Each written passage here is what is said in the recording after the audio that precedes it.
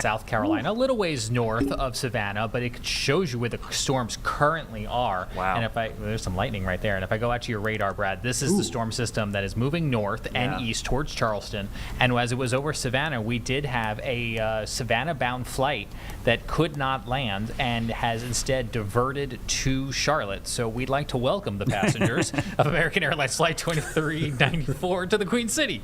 And no offense, Savannah, it's always better to get diverted to a larger airport. There's more options and things to do. Yeah. The worst is when the people coming to Charlotte get diverted to like Columbia, and there's nothing there, and the place like shuts down at 10 o'clock. I had a friend who got diverted to Columbia coming back from the Bahamas, and because it was an international flight, they couldn't get off the plane. There's no customs in Columbia. So they had to stay on the plane for hours until they could leave. So it could be brutal. And this time of year, Tim, traveling is always an adventure in the summertime with thunderstorms. We talked a lot about this. But look at your radar. We're looking at your radar, and that is the one part of the Carolinas that we've seen a lot of lightning and a lot of severe weather with that low cluster. That's actually the little disturbance, I believe, Tim, that's going to come north tonight. That could be the thing that initializes some of our overnight storms. Yeah, I think that's what we want to watch for. We're in a nice little break right now. It's probably pretty decent to do anything you like to do this evening, but anything after about 3, 4 a.m. is kind of, up for debate, because once you get that system to kind of come up here, it could touch off some of that heavier rain, and it just moves as a cluster. It's like we talked about with those big cluster strikes of lightning and setting world records in the Midwest. Yeah. You can have a cluster of storms that move, and that could be what we have, and it wouldn't even shock me if there's some elevated thunder up here. Yes. That might be pretty loud. I think that is something I'm going to keep an eye on tonight. We may actually hear some thunder. So let's go to Lily. We're running out of time. Any questions, comments from viewers? Just one from at the moment. But the storms in our area currently, they're causing a big flood risk right now. Are they slow moving, or do you think they're part of a bigger system that's probably approaching us soon? Well, to answer that question, I think they're pretty much done. They're out of here. But this is all kind of part of the wedge. A lot of these storms have been enhanced, and the rainfall, at least for us, was enhanced because it got lifted over the cool air, and it squeezed out even more moisture. So that's kind of a weird answer. It's kind of yes, no, because it is part of the overall system. But probably the next wave is that storm now near Savannah that we got to watch overnight. So, yeah, Tim, I'm with you. I think unlike this morning, I think if we get rain, there might be some elevated thunderstorms tonight. Yeah, don't be shocked. Get the dog a thunder coat, if you will. Yes. Yeah. All right. We'll see you tomorrow. Take care.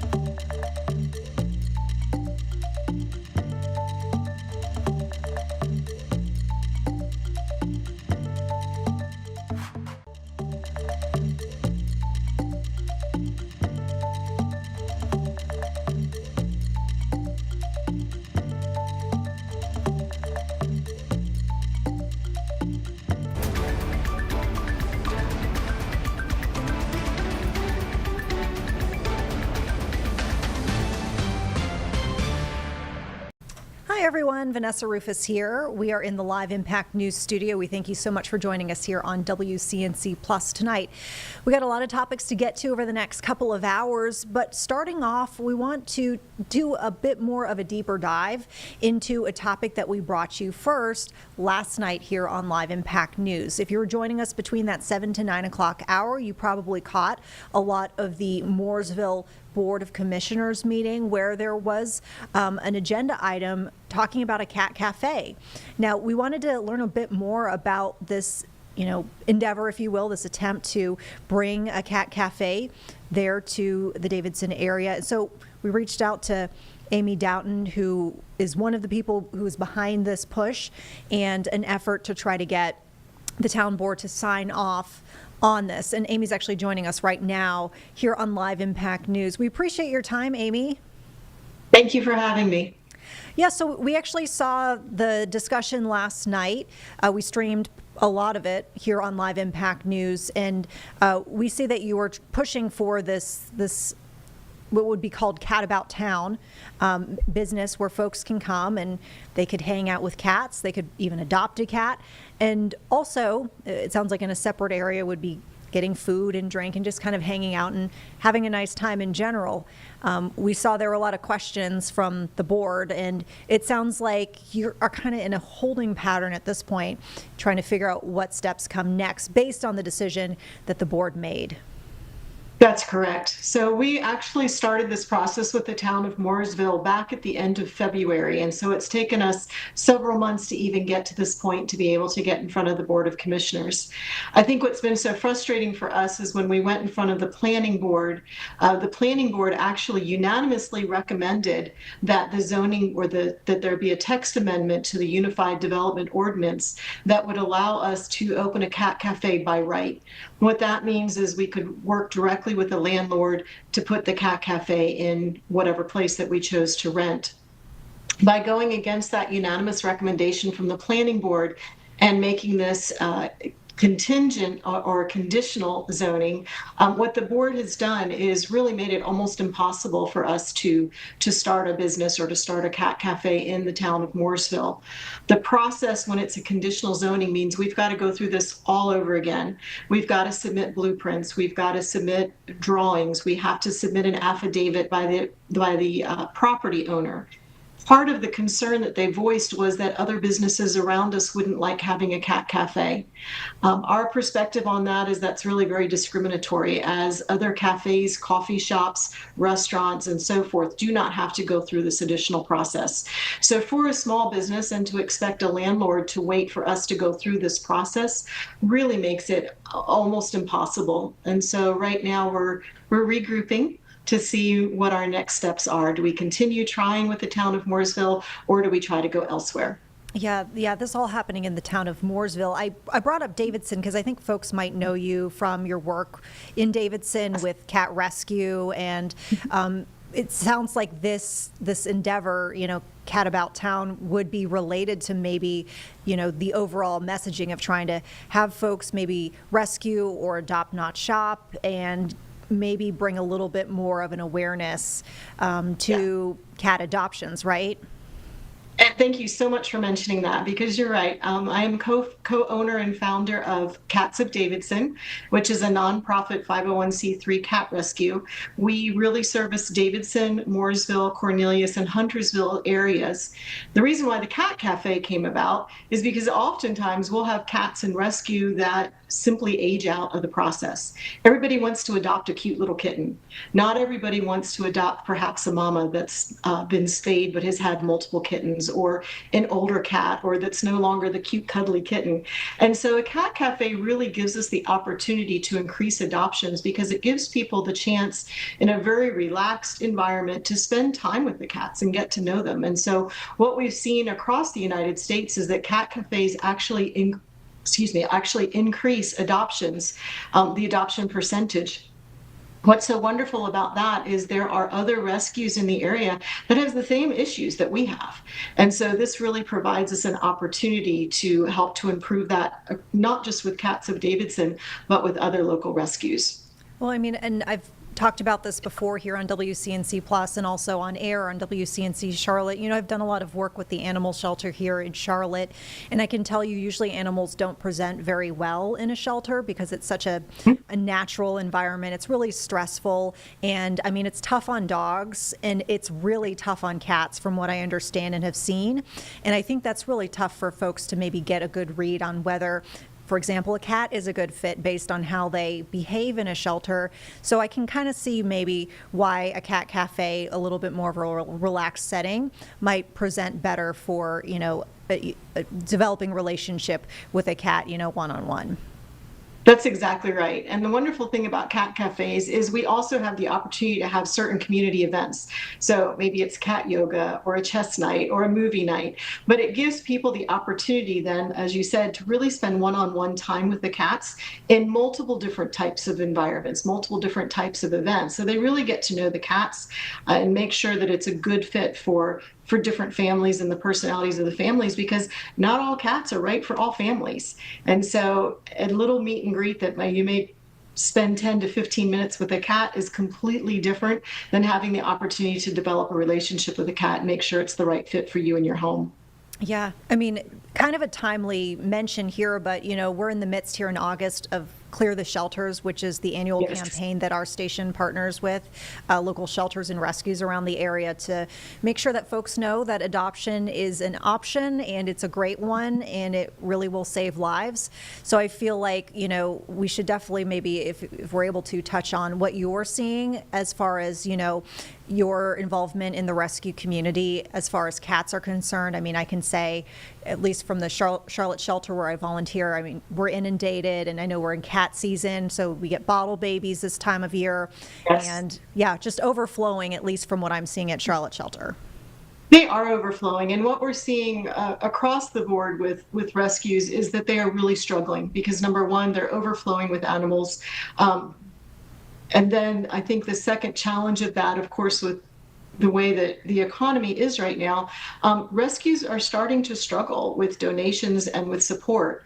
As a 501c3, we don't take salaries. We don't have an income per se. And so we rely strictly on donations. We have been very, very fortunate in that our supporters have been very, very generous. But when you think about different vet bills that rescues have to encounter, even costs like litter and cat food and so forth, it's really difficult. And so rescues are struggling right now. And we see that across the board. We know of several different rescues in our area right now that are coming very close to shutting down because they simply don't have the funds to continue. So I think it's a challenge right now across the board. I also think that as you said, it's important to adopt, not shop. There are so many cats and dogs that are just in desperate need right now. So we would encourage anyone to work with your local rescues. So, I mean, to go back to, you know, the hurdles, if you will, that you say that you encountered with the push in Mooresville, you felt like it was unfair, you said. Did it seem like it was largely because there would be animals at the property? Where did you feel like maybe the sticking point was? You know, it's interesting because the commissioners didn't explicitly spell that out.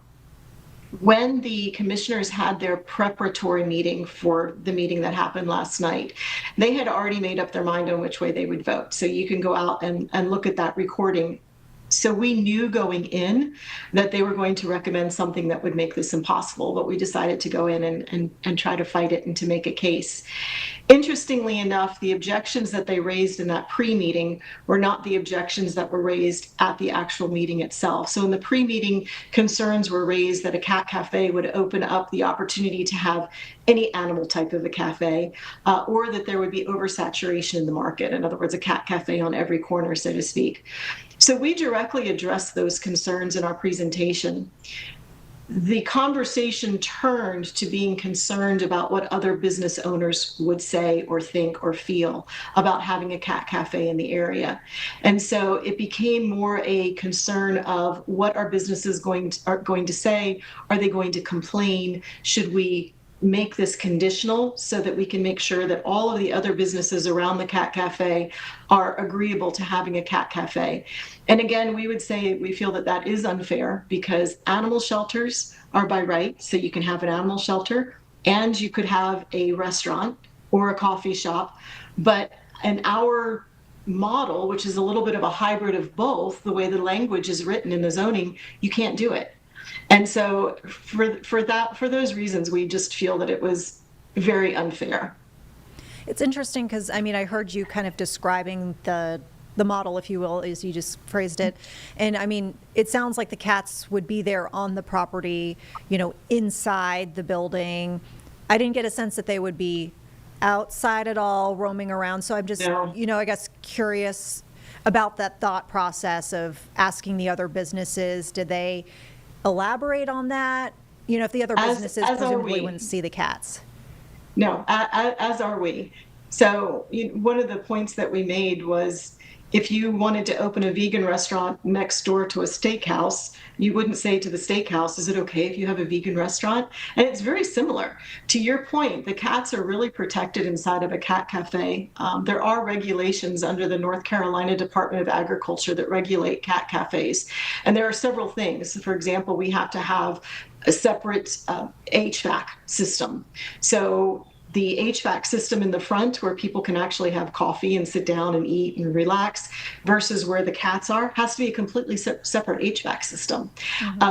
You have to have an entry so that when you enter into the cat lounge, you stop and then you enter into the cat lounge via a second door so that the cats can't escape. They can't just roam the premises or go outside. So there's some really specific rules that we have to abide by in order to have a cat cafe under the state of North Carolina.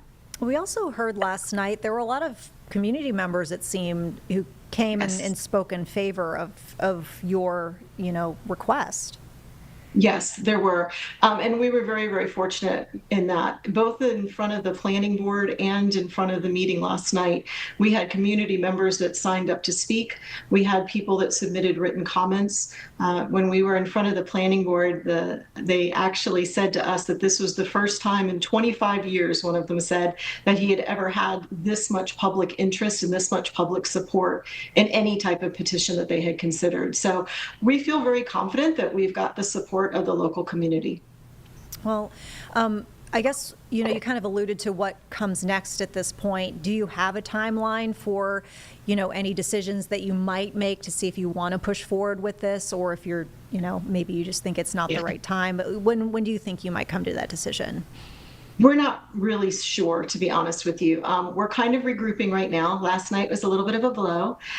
We have had people from the town of Huntersville reach out to us, and that certainly is another option for us. So we want to kind of explore that. And, you know, there is always the option to try again with the town of Mooresville. Again, our challenge is that that is a multi-month process. So, and it also requires an investment on our part that they could say no to. So we, like I said, we still have to go and get scale drawings. We have to do a blueprint of there are things that we have to do. And it might be too risky for us. Cat cafes are not a high volume business. We're not doing this because we're going to get wealthy and we expect that the business is going to just make a whole lot of money. That's not what cat cafes are about. Cat cafes are really about fostering community and increasing cat adoption. So to have to invest that kind of money up front with no real idea if the answer is going to be yes or no or not, it makes it a little bit of a barrier to entry for us. So again, we're reconsidering and thinking about what our next steps are. How can folks, I guess, stay up to date with any decisions that you make? Or, you know, if someone is listening to this right now and they feel like they are very, you know, strongly opinioned on the situation, I mean, how can they make an impact on any decisions that go forward? So we have a couple of different ways, I think. First of all, we have a Facebook page, Cats of Davidson, as well as an Instagram page. And so certainly they can support us that way or by reaching out directly. I think making their voices known to the town commissioners by writing in, speaking to the planning board, letting the Board of Commissioners of the town of Mooresville know that they support this. It would be very helpful, especially for us, if business owners came out and said, hey, this would be a great thing. It increases tourism, it increases foot traffic, it increases people just coming to visit downtown Mooresville, which they are trying to revitalize. It puts Mooresville on the map because this is something that is completely unique to the Lake Norman area. So I think making those points might help. Again, we're not certain where we're going to go with this, and so I want to make that part clear as well, but we certainly would appreciate any support that we get. If we do decide to reach out to the town of Huntersville, we would have that support that we could take with us and show the town of Huntersville that we're interested there as well. So, and just to clarify, because you said you have gotten folks from Huntersville reaching out, are those community members or town or leadership, I guess, would you say? Both. We've had a couple of the commissioners reach out, and then we also had town members reach out. Selfishly and candidly, Mooresville's closer to us. We're actually based in the town of Davidson, so Mooresville is closer than Huntersville is. So that really became our first choice. The planning process, and I do want to make this very clear, the planners that we worked with at the town of Mooresville and the planning board were absolutely phenomenal to work with. They were very helpful. They explained what the zoning laws were in a way that lay people can understand. And so they were amazingly helpful. And I think because of that, it just made it easier to start the process in the town of Mooresville. We have learned a lot. And so I think that is going to make the process easier should we decide to move forward with another location. Yeah, I mean, seemingly, being a business owner, wanting to start a business, I mean, that's not for the faint of heart, from what I understand. Really, weedy process, if you will, of going through all of the details and it really is. Yeah. Yes. Yeah. It's not an easy process at all. And I think you have the added complexity that, again, this isn't necessarily a high volume business, and the barriers to entry are also very high. So it's something you really have to have a passion for, you really have to love to do. And I think that we feel that we have made a difference in the lives of animals in our area, and so we want to continue to do that. Well, we appreciate your time, Amy, joining us Thank here on you. Live Impact News and sharing your story. And we definitely want to follow along and see how things pan out for you. Make sure you keep us posted. I know you have our contact Will do. information, and we have yours. So we'll continue to keep viewers posted here on Live Impact Thank News. you. Thank you. Thank you very, very much. Thanks. Take care. You too. Bye-bye. All right, folks, here on Live Impact News, you heard it there. More to come on the Cat Cafe plans for potentially Mooresville, but we'll see how things go. We want to turn now to some of our top headlines here locally, just because it's been such a busy day in our area. Of course, a big headline for us on the weather front. We had a lot of flooding in specific neighborhoods, as our weather impact team pointed out. If you saw the flooding, it was pretty notable. In some areas, if you didn't get a lot of rain, it wasn't a lot of rain at all. So we saw Mecklenburg County, south portion, we saw some impacts in York, and even heard from some of our viewers out in Union County about road closures because of the flooding. So good news is we are starting to see that now subsided largely at this hour. That's great to see, and we were kind of watching to see what the rain would do as we go on throughout the evening. Chief Meteorologist Brad Panovich has shared throughout the evening that he'd just been watching some lighter rain, so looks like we're going to be in some pretty good shape. But yeah, definitely a shock, I think, for some who say that they, in some cases, woke up, saw that water rising, and went, oh my goodness, what's going on? And there you see some of the videos of the impacts. Cars, unfortunately, driving through standing water. Definitely a no-no, and police officers having to kind of curb that as well. So we'll keep you updated as weather develops over the week. We also are watching what's kind of an interesting early planning, if you will, for military games here in the Queen City. So this is an event that we're actually set to host in Charlotte in 2027, but officials with the event were actually here in town, and they're here as we speak, looking and scouting locations there at UNC Charlotte. Our Miles Harris has more on their planning efforts here. Come summer of 2027, Charlotte will be on the global stage hosting the Military World Games. Before those games kick off, organizers, they're visiting the Queen City to see what it has to offer. Charlotte is one step closer to welcoming thousands of world-class military athletes. The International Military Sports Council, known as CISM, is in town, touring potential venues and facilities that could play a crucial role. So Charlotte is the perfect environment to bring all the 10,000 military athletes to compete. The delegation spent the morning examining UNC Charlotte's athletic facilities, venues that are being considered for multiple events. We want to provide a legacy to CISM, a legacy to all the CISM military member nations, the 142 nations that we have. A huge component to bringing the games to Charlotte, the U.S. Performance Center that serves as a training campus for U.S. athletes. Training the athletes and hosting the athletes prepares us for, 8,000 athletes to show up to our city and prepare all of them to get ready for the games. We're already in multiple conversations with countries with having their athletes come over and prep for the games, and sports science research with the university. And now Charlotte will be the first U.S. city ever to host this prestigious international competition, and the committee will tour Memorial Stadium, the Whitewater Center, and Bojangles Arena on Wednesday. In North Charlotte, I'm Miles Harris, WCNC Charlotte. And another headline that we've been watching today is the, fallout consequences, what comes next for PBS. So public television, public radio, we know that they are scrambling at this hour to try to figure out how to deal with the canceling of $1.1 billion in public media federal funding. We learned just today what some of the impacts could be in North Carolina. So PBS North Carolina just sent us some information. Essentially what they would see, nearly $9 million cut from North Carolina specific funding. Of course, this is a network that provides that public program for folks in North Carolina, children's programming, PBS NewsHour, Frontline, Nova, and also, importantly, especially in local areas, rural areas, it is the backbone, if you will, for state emergency management in communicating with emergency responders. So during Helene, some of these stations were key in informing folks about what was going on. So PBS North Carolina says that it's going to be doing some cost-cutting measures here through what it's called a reorganization through reduction program. It's essentially voluntary separation offers in an effort to try to minimize the staff that it will have to eventually let go, if you will. So they're also going to try to do different measures to generate more revenue. We know that the federal funding is just one element of the funding for PBS North Carolina.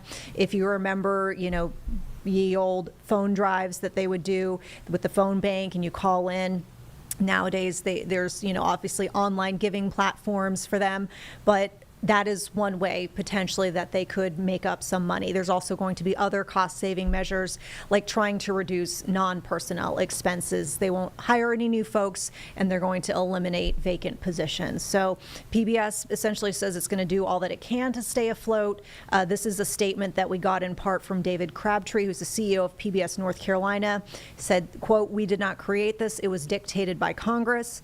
Nonetheless, we will play the hand we're dealt and pledge to continue to be good stewards of our budget."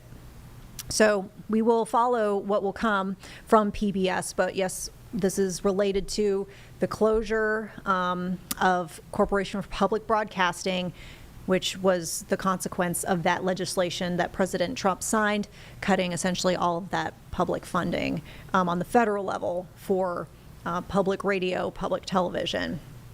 Okay, we have for you now here on Live Impact News, updates out of Tennessee. And so you might be following here this multi-day manhunt for a suspect in the deaths of 4 people, these 4 people, all relatives, and then an infant who was later brought miles and miles away from that crime scene. The man's been captured, and police there in Jackson, Tennessee, just provided an update on the case and where they're going moving forward.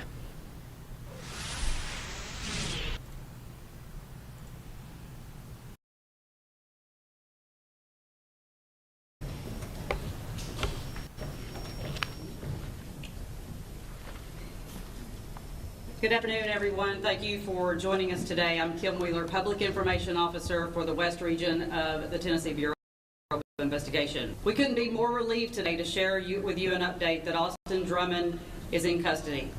That is a significant win for all the dedicated agencies that worked tirelessly over the past week to bring him to justice. We want to thank the community for the incredible help. This successful apprehension was made possible by the countless tips and unwavering support that we received from you, the citizens. Without your partnership and willingness to come forward with information, this arrest would not have been made possible. Thank you for being the eyes and ears. After everyone speaks, we will open it up for questions, but please note this is an ongoing investigation, and you're going to have questions that absolutely cannot be answered at this time.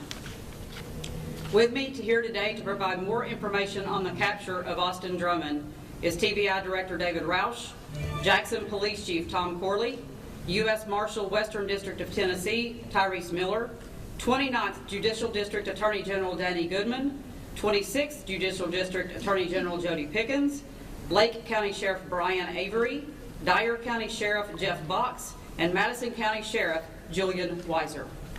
Director Roush. Thank you, Kim, and thanks to each and every one of you that are here today. Let me start by making it very clear. This is a phase of the effort.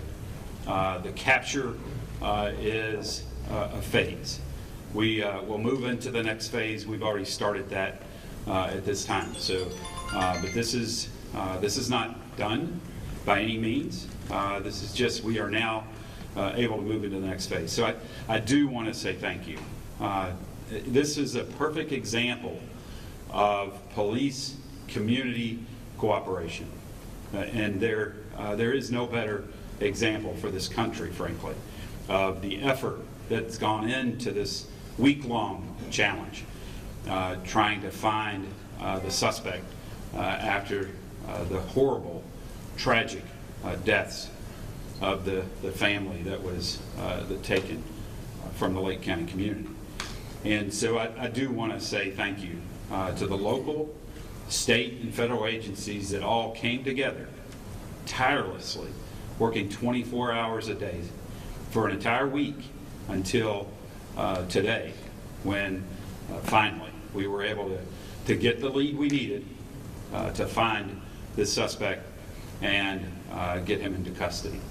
It also took a very vigilant community, and so we're very appreciative of everyone here in Jackson for being vigilant, paying attention, and especially for the calls today that led us on the path that led to this capture.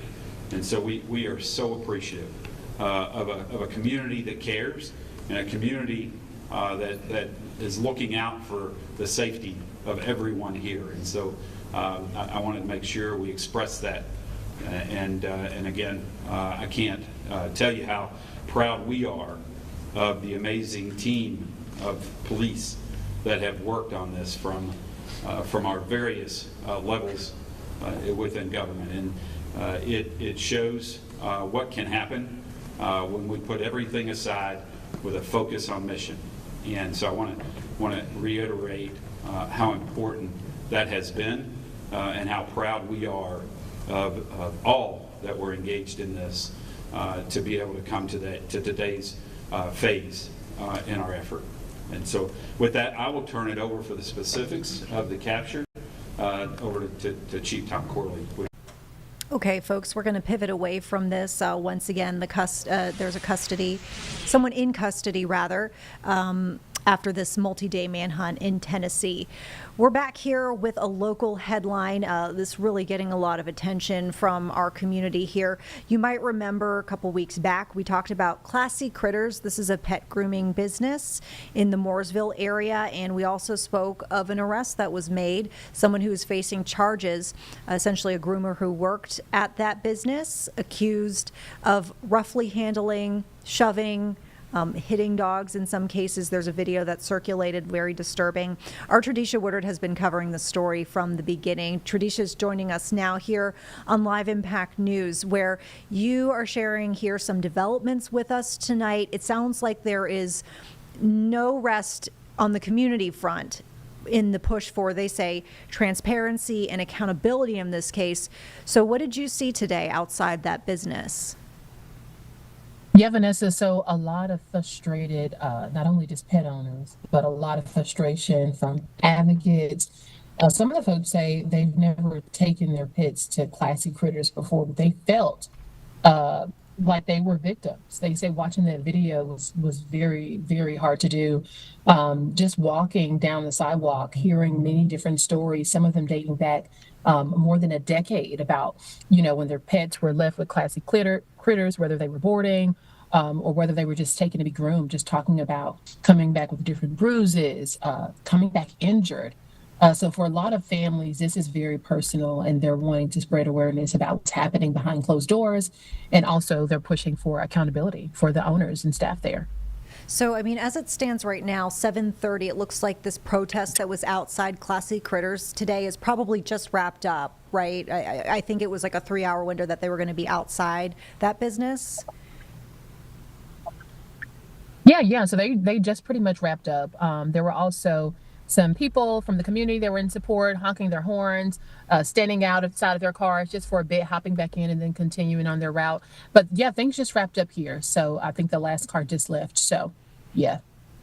So I guess my question is, I mean, we talked about the fact that this employee in question, allegedly the employee that was in this video that has been circulating on Facebook and other platforms, this is someone who is facing animal cruelty charges. I believe it's 4 counts of felony animal cruelty. The owner of the business says that this person has been fired. What more do folks want? Why go back out to the business? Do they feel like they still didn't get the answers that they need? They say it's not enough.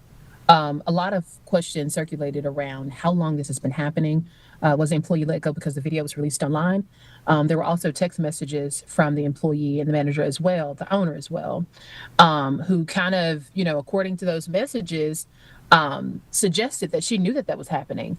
So a lot of folks are just pushing for more accountability. They say they believe that a lot of folks in the Mooresville area are unaware of what's happening. Hence, there was just a recent incident that happened this past Wednesday. Someone boarded their dog, and they say the dog managed to escape and ran across the street. He caused a car crash, and he was also hit. And after those injuries, he ran away. So they spent days looking for this dog. And they're just talking about incident after incident after incident after incident. So to a lot of these pet owners, they're saying the owner here is not learning a lesson. So they're wanting more accountability. They say it doesn't stop here. And they believe that there's more families out there that could possibly be impacted as well. But from the group of people I heard from today, they were just really stressing the importance of sharing their stories and making sure the owner is being held accountable and making sure that the community is aware of what's happening at the facility. So speaking of the owner, were you able to get in contact with them at all? Did they release a statement or address the fact that they were aware that there were people outside their business protesting? No, so I wasn't able to get a hold of the owner. The very first time we did the story, when the video went viral, we did go out to the facility. I walked into the facility and they basically said, no. So they turned us completely around. When you give the facility a call, the first thing you heard before the phone even rings, the first thing you hear is, if you're calling about the video that's circulating online, we have fired the employee. We are loyal to our customers. This is a safe environment. There wasn't anyone on the campus today, so I sent an email and I gave them a phone call, but I've still yet to hear anything back. Even I spoke with one of the women whose dog was one of the victims in the video that was circulating online. You could see her dog being punched and choked, and Lucy was completely frightened. Even she hasn't been able to get in contact with the business owner. So a lot of folks are saying that this business owner just kind of went off the map and it's just like not returning calls. They found out about their dog on social media. So a lot of folks still wondering if they're going to get that call from the business owner or if they'll ever be able to get in contact with her, especially with some of the hospital bills they've had to endure after this situation. But yeah, to answer your question, I have not been able to get in contact with the business owner myself. Wow. All right. All right. And we know that you're working on this story for us 11 o'clock here on WCNC Plus. So a few more hours potentially maybe to hear back from the owner, but seemingly here a story that's not going away anytime soon. I mean, there will probably be much more to follow maybe in the days and the weeks to come. Absolutely. Absolutely. All right. Tradisha, thank you so much. Once again, we'll see you at 11 here. See ya. Thank you. All right. Folks, we're turning now to an update on the Olympics front. So today we saw a signing of an executive order. President Trump is creating a task force that will be in charge of security and transport and basically operations related to the 2028 Los Angeles Olympics. We know that this is a similar vein to what we've seen with how he's handled the 2026 FIFA World Cup. He had that executive order establishing a similar task force. So we're going to take you now to that signing of the executive order and remarks related to it about this preparation for this big event here in the United States a couple years down the road. Gentlemen, please welcome Casey Wasserman, Chairman of LA 28, the Vice President of the United States, J.D. Vance, and the 45th and 47th President of the United States, Donald J. Trump.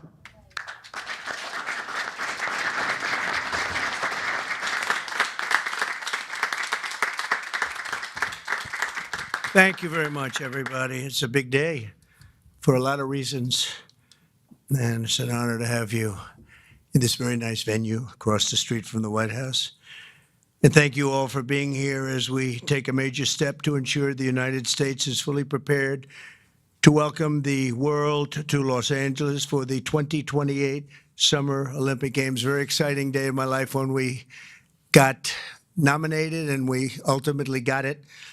And I didn't think I'd be here for the games in this capacity, but it worked out that way.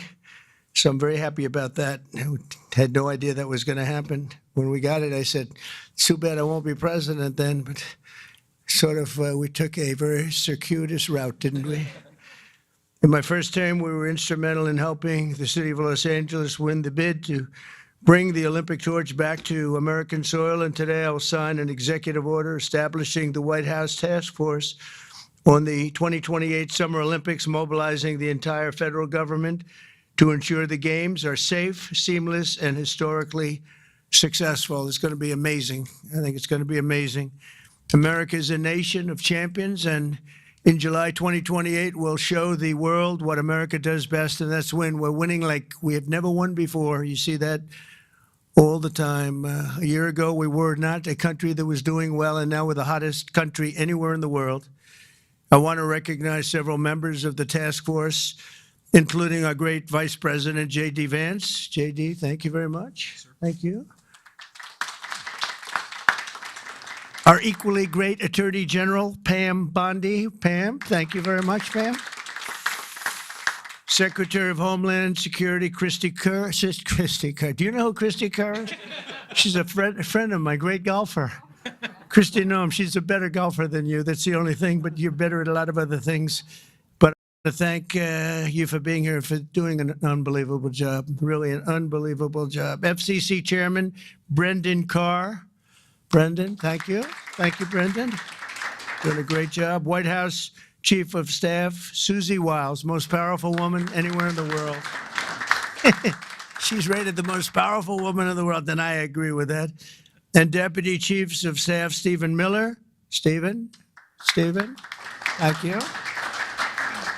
What happened to Stephen? We never want to miss Stephen. He's an MVP candidate. Dan Scavino, another MVP. James Blair, Taylor Budovich, and Nick Luna. Thank you all. Great group of people. They're going to be very much involved. I also am grateful to be joined by two of Team USA's strongest and fastest competitors, retired gold medalist and gymnast, and member of the LA 28 Athletes Council, Nastasha Lukin. Nastasha, how are you, Nastasha? Good. I don't know you, but I've watched you. You're very talented. I would not want to do what you do. This is much easier, believe me. It's incredible what you've done, along with retired gold medal Paralympian and swimmer and board member of the U.S. Olympic Committee, Brad Snyder. Brad, thank you very much, Brad. It's a great honor. Thank you. Chairman of the 2028 Olympic Games, Casey Wasserman, a friend of mine for a long time. Casey, thank you very much. Casey, great job. It's going to be amazing. LA's a little bit different place than it was when selected, but we're going to bring it back stronger than ever. I spoke to Casey about that. He said, nope, we're going to make it better than ever. It's going to be something that's going to make it even more important as a Olympic Games. It was an interesting conversation we had as the fires were raging. Is that right? And I appreciated that very much. And CEO Reynold Hoover. Reynold, thank you very much. Thank you very much. Great honor. I also want to welcome the chair of the U.S. Olympic Committee, Gene Sykes. Gene, thank you. Thank you, Gene, very much.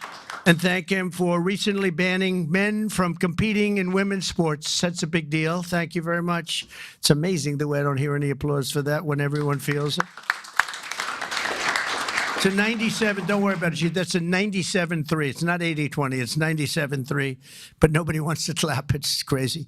The United States will not let men steal trophies from women at the 2028 Olympics, so we appreciate the fairness and everything else that you've shown. Also with us today is LA 28 board member Reince Priebus and also Kevin McCarthy. I want to thank Kevin McCarthy and Reince. Thank you, Reince. And thank you, Kevin. And the LA Olympics is shaping up to be a wonderful moment for America. It's going to be incredible. It's so exciting. And with today's action, I'm directing the Department of State, the Department of Justice, the Department of Homeland Security, the FBI, the Secret Service, the Department of Transportation, and many other departments and agencies to use every tool at their disposal to ensure a fantastic, safe, and beautiful event. In 2028, the Olympics is bringing back our national pastime, baseball. Wow, that's great. With teams playing under the lights at the legendary Dodger Stadium, and it is legendary. It's beautiful, one of the most beautiful. Squash players will go head-to-head inside the world-famous Universal Studios. Triathletes will sprint beneath the sun shining down on Venice Beach. This will be one of the great venues. I mean, when you think of it, right? It's going to be so incredible. Soccer teams will face off at the legendary Rose Bowl. Sailors will race through the waters near the port of Los Angeles, and the opening ceremony will take place at the beautiful Memorial Coliseum, just like the Olympics of 1932 and 1984. That was something. Those were very important Olympics. 1932 was a very important Olympics, wasn't it, huh? For 8 straight consecutive summer games, no one has won more medals than Team USA, which is incredible. We want to keep it that way. Over the years, Team USA has won triple the number of Summer Olympic gold medals as the next closest country, and I'm confident that that's going to continue in 2028. That's an amazing achievement, by the way. Between the LA Olympics and the FIFA World Cup next year, we have the World Cup and we have the Olympics, got them both. It's a great time to be a sports fan in America, and maybe, you know, I don't want to say most importantly, but it is a celebration of 250 years. We have our 250th anniversary also during the year, and it's going to be between the three of them. I think there'll be no other time that we've ever had in our history like that. So I'd like to ask the LA Olympics Chairman, Casey Wasserman, to say a few words, and I appreciate it very much, Casey. Great job you've done. Thank you very much.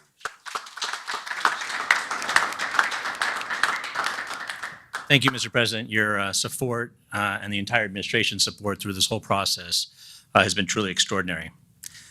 In just 1,074 days, yes, we're counting, sir, the eyes of the world will be on this country as we open the 2028 Olympics. And it feels just like yesterday, and you were just president-elect in December of 2016, that you leaned into this process back then. And you've been supportive and helpful every step of the way, and we wouldn't be here without you, so we greatly appreciate all your support. Thank you very much. Our games plan is near final. We've announced a competition schedule. Some of the greatest brands in America have stepped up to support these Olympic Games as commercial partners. And now with the creation of this task force, we've unlocked the opportunity to level up our planning and deliver the largest and, yes, greatest games for our nation ever. We expect more than 150 heads of state will come to the Games. We'll host approximately 11,000 Olympic and 4,500 Paralympic athletes. They'll participate in 800 competitions at 49 competition venues. This will be the equivalent of producing 7 Super Bowls a day, sir, for 30 days. Yeah. But we are now focused more than ever on delivery, and we can't do this alone. I want to thank President Trump and the entire administration for their support and their partnership as we work to bring these games home. These will be truly America's games. We expect millions of fans from around the country to participate and attend events. And for the first time in history, we're going to take the Olympic torch relay to all 50 states. The most states it's ever gone to is 38, but in 2028, we will touch all 50 states. And sir, if you'd like to run on Park Avenue again to revisit history, you're more than welcome. And we're thrilled. But this administration has delivered critical security funding in the recent bill that will be used by local and state agencies and the federal government to make sure that our games are safe and secure and ultimately the best place to experience and be an Olympic fan. We remain incredibly confident in our ability to deliver the greatest games ever, and that starts with the support of this administration every step of the way. Thank you, sir. Thank you.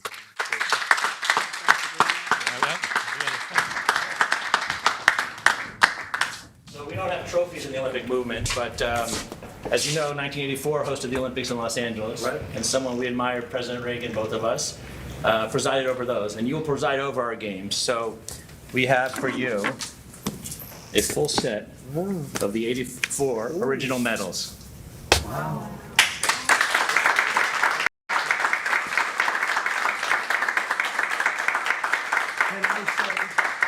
Can I say that I won them athletically? Yes, sir. That would be a great honor. Yes. That's beautiful. Thank you very much. Thank you very much. Thank you. Thank you very much. Appreciate it. You will say Yep.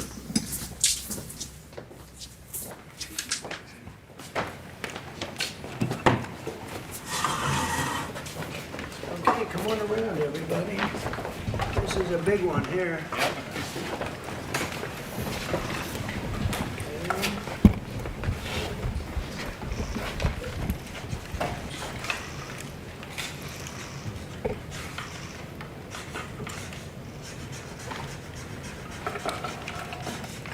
Pam, no auto pen.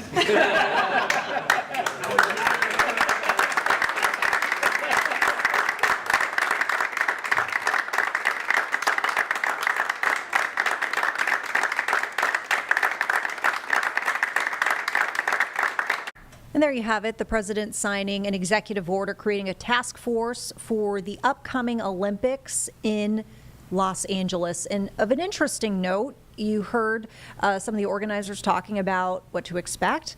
They're going to try to get that torch to all 50 states, which will be a first, they say. We want to get to some breaking news here just into the Live Impact News studio. NBC News is reporting, speaking of the president, that Sean Diddy Combs has actually reached out to President Trump asking for a pardon.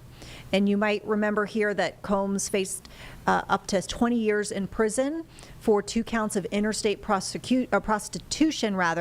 He was convicted last month, and so now is looking at that potential time in prison. Apparently, a source close to his legal team told NBC News just tonight that Combs has reached out to the president asking for a pardon, and apparently the president, in an interview with Newsmax on Friday, had actually said that, quote, they had talked to me about Sean. He didn't announce any decision on the pardon, but that ask is seemingly out there. So we'll keep you posted on that. We'll turn now to a live stream here just into our Live Impact newsroom. This is coming from Rhode Island. We've got a couple of lawmakers here, Representative Seth Magaziner and Senator Jack Reed, with a town hall. And we're told this town hall is to talk with constituents about what's going on in Washington and also listen to their concerns. Let's listen in. Hello, my name is Allison Van. I'm a resident of Warwick. One thing that I will just comment on is your admirability in fighting for the middle class. Please also remember that there is a lower class, and that is so thank you. My question is in regard to the executive order that was recently signed by Trump, which basically criminalizes homelessness. Rhode Island is experiencing, as around the country, a crisis for our unhoused people. At the last count, there were almost 2,400 people, which is near record. There are a record number of people who are living unhoused in the rough, which means literally on the streets. That exceeds the numbers of beds by, I'm not sure the percent, but a high amount. In the executive order, it mentions civil commitment. And I want to know, I doubt that that's something you would allow to happen in Rhode Island, but I would like to know your thought on that. But also, I would like to know, what are you going to do to protect the most vulnerable of our societies? I'll just be up Jack because, as I said, he's the foremost leader on housing in the United States Senate. But I'll say a few things. First of all, this executive order, like many of these in my view, is ridiculous, illegal, and also unenforceable. It just won't work. What will work is investing in wraparound supports that address the root cause of homelessness. When I was state treasurer, I served on both the Board of Rhode Island Housing and also Crossroads, and worked a lot with the coalition and other groups in the states. And the fact of the matter is, you've got a percentage of homeless who are chronically homeless, of unhoused individuals who are chronically homeless, and who need wraparound support, caseworkers, maybe mental health support. But what works the best is a housing first model, where you get people housed first. Because if someone doesn't have a place to sleep, they're not going to be able to focus on job training or keeping up with their medical needs or anything else because of that urgency. And so investing in not just shelter, but permanent supportive housing with wraparound services, and also rental vouchers and other things to try to prevent people from becoming unhoused in the first place is where we need to get. But like so many of the other issues we discussed tonight, we have a crisis of needing to stop the backwards direction the industry is trying to take in, and then we have to address a policy agenda that offers these kinds of ideas moving us forward when we have the opportunity to pass our own bills again. Yeah. Well, the answer is more housing. We're going to build it fast. The governor took $250 million of the federal money we gave, put it into housing, received some, but not enough. So we have to go ahead and, from the federal level, invest. We're talking about probably $10 billion over 5 years. I created in 2017 the Affordable Housing Trust Fund. I have legislation that will take $10 million, put it in the trust fund, go directly out to nonprofits who are building houses, and it will be paid for by a tax on private equity owners who are buying up all the houses. So we want to take people to the and if we do that, then I think we're going to see the momentum build to build. With sufficient housing, then obviously affordability becomes more appropriate and people can have it. Frankly, without a consistent place to live, you can't develop as a child or as an adult or anything else. And this is the key, and we're trying to make people recognize it. So the other thing I would say too is I had bipartisan legislation with Key Grid of Alabama, which people in public housing, instead of paying a portion of their payment in public housing, will go into a trust fund, which will be for them. And they will also have to have financial literacy lessons. And I have seen people, because this legislation has been in effect before, I've seen people move from public housing to buying their homes because of this. So we're pushing on that. Thank you everyone for coming out today. We really appreciate it. If you didn't have a chance to ask a question, please please fill out the platform we have there. And then you guys also keep on. My name is Meredith. I'm from Providence. I am a proud Jew. And I have a question for a dear friend. His name is Mohammed Ayad Al-Jar. He lives in Al-Mawasi. He's 21. He was a graphic design student, but now he's a malnourished beggar. Last week, Jared Reed voted to stop transferring assault weapons from Israel but not bombs. I have watched those bombs fall. He currently has some debris in his cornea because of death from those bombs which exploded less than a kilometer from where he lives. And now, because Israel has occupied the totality of Gaza, there is no escape for him. So, I want to know of you, because you have already failed, will you continue to fail him? He deserves a future. He deserves to grow old.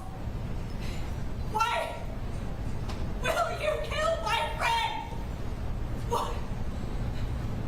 Thank you. Thank you. And I mean that, like, genuinely. Like, it is not easy to come here and to speak like this in a setting like this on such a hard and, for you, very personal issue. And so, look, I will say again, I don't set the agenda of what the House votes on. When votes come up, I will make my decision based on what I think will bring the fastest end to the conflict for your friend and for every other innocent civilian who has been caught in this terrible situation. And so you will kill him with your negligence. So, thank you very much. I will just say to everybody once again, this is part of the process. We're here to listen, we're here to learn, we're here to offer our views, but also to collect your feedback and your ideas so that we can take them back with us. Please, regardless of whether you agree with us or not, regardless of whether you vote for us or not, that's not what this is about tonight. What this is about is, please help us keep our democracy alive by showing up at things like this, by staying engaged, by organizing, by voting. And, you know, as long at the end of the day, as long as when my days are over, American democracy is still alive, then I will rest easy. And I thank you all for being a part of that effort and for coming out here tonight. And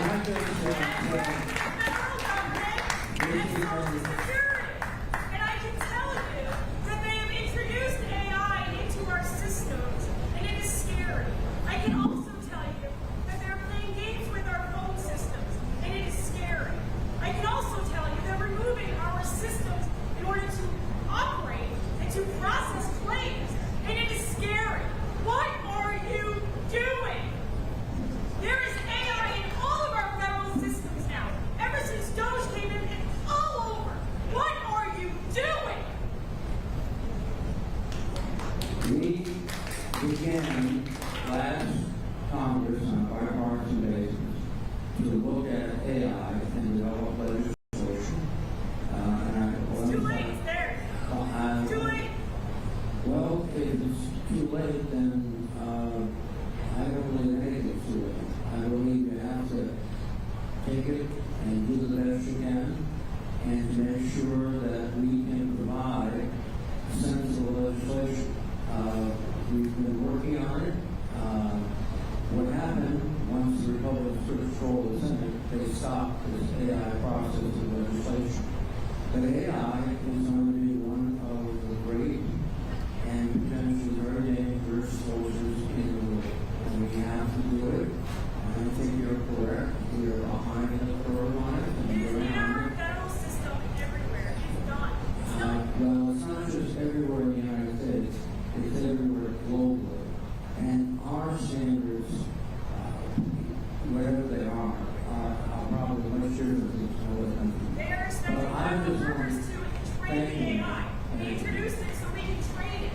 Thank It's you, everyone. listening to us so we Can I can say train it. just simply thank you? We're not stupid. This is democracy in action, as you can notice, and democracy has its ups and downs and lefts and rights, but I think it also demonstrates that fundamentally we understand that we work for you, not only do we listen to you, but we respect what you say.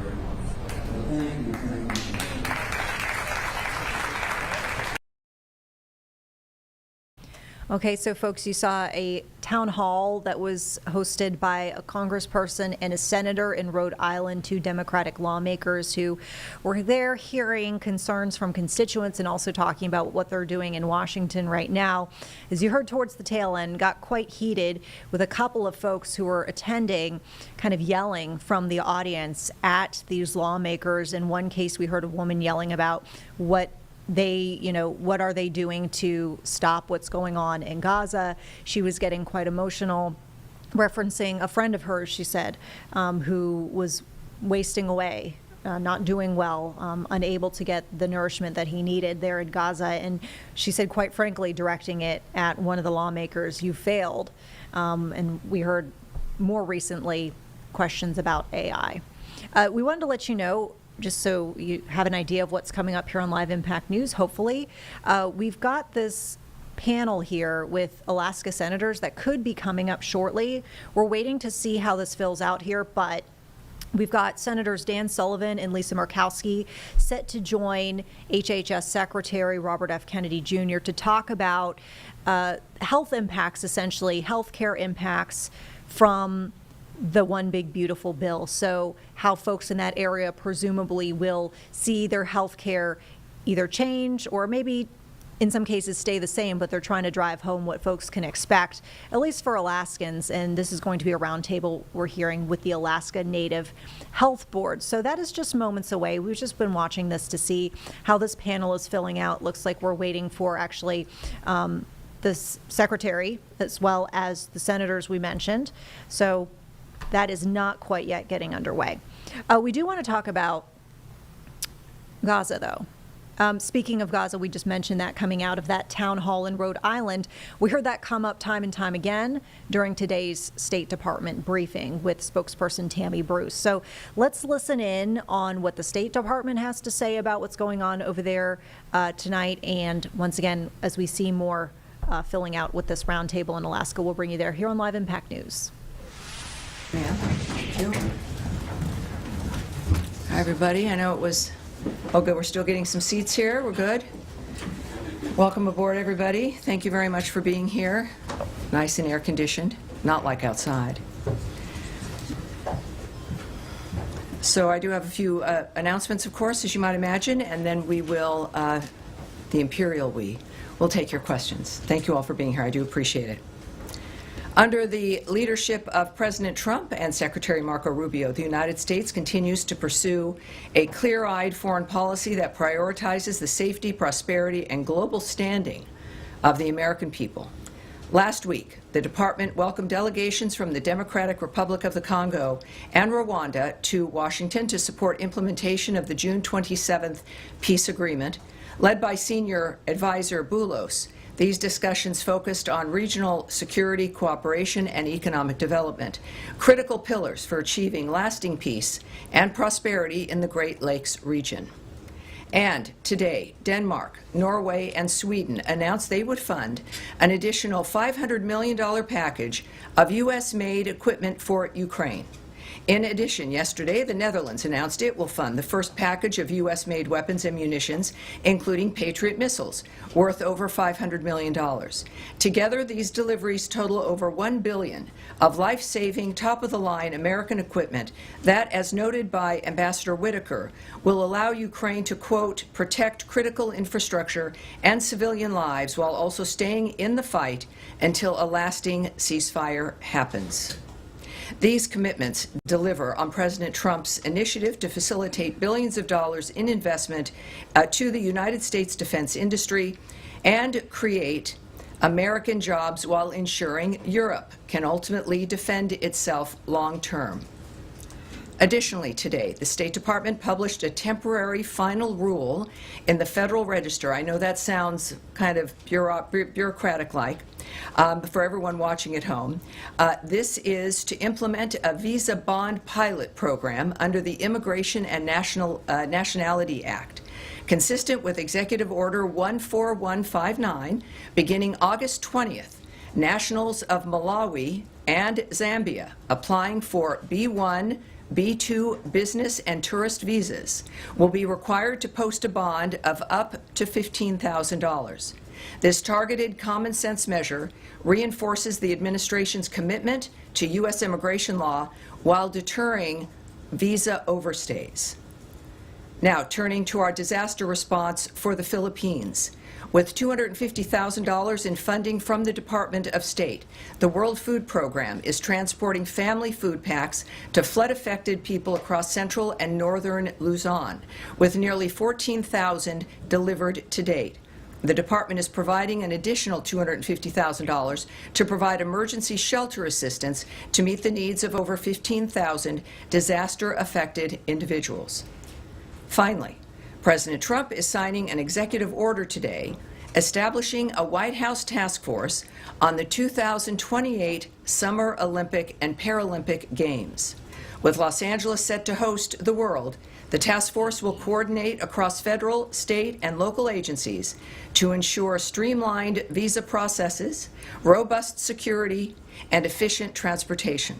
This action highlights America's enduring role as a global leader and premier destination for international engagement, tourism, and sports diplomacy. All right, so a bunch of stuff there. I am looking forward now to taking your questions. And we'll start here. Yes, ma'am. Nice to see you up here as opposed to further back. Welcome aboard. Very revolutionary. And you know, before you begin, I do want to announce everyone who is in the front row today. As we know, we have guests as well as regular attendees here in the room for our front row. Folks, we're starting to see some movement over at that roundtable in Anchorage, Alaska. Senators Dan Sullivan, Lisa Murkowski, and HHS Secretary Robert F. Kennedy Jr. talking with folks about how the One Big Beautiful Bill is set to impact Alaska healthcare. Of note, Senator Murkowski voted for the One Big Beautiful Bill, told reporters afterwards, quote, "I don't like it, and Americans in many parts of the country, quote, are not going to be advantaged by this bill." But she said that she voted for it as she was trying to meet an obligation to take care of Alaska's interests. Let's listen in. Today, see the campus. It's an honor to be able to welcome him back to Alaska. It is yet another trip in his repertoire of many visits to the state of Alaska. He's familiar with many of our issues, but most notably as they relate to Alaska Native peoples. So to have him here in his capacity as the Secretary of Health and Human Services with that oversight of IHS is significant and it's important. I think he's heard today much about what he already knows with regards to self-determination, self-governance, some of the issues that impact our tribal health organizations, whether it's the impact of rising 105L or contact support costs, the implications for budgets, but also to better understand how we can provide for the flexibility that is necessary for truly meaningful collaboration, innovation, and leadership within the Native health structure. So he's got a lot on his plate, and the fact that he has chosen to come here at the invitation of the delegation, spend some time not only here in Anchorage, but up in the interior tomorrow and then down on the peninsula following, is an indication of, again, the significance that he has assigned to Alaska Native issues and the areas of concern that we face here. So pleased to have him here in the state. Thank you very much. And so, Mr. Secretary, welcome. I want to thank, like Lisa said, Natasha, Dan, Chief Smith, Alberta for hosting us. This is an exciting time of year. One of the things that we try to do in the delegation is bring up cabinet secretaries to see our state. We're in a big kind of mode of that right now. Some of you saw in June, we hosted Secretary Burgum, Secretary Wright, the EPA administrator. Now it's a great honor to have Secretary Kennedy here. Next week, we're also going to be hosting Secretary Noem, Secretary Turner, Secretary Duffy.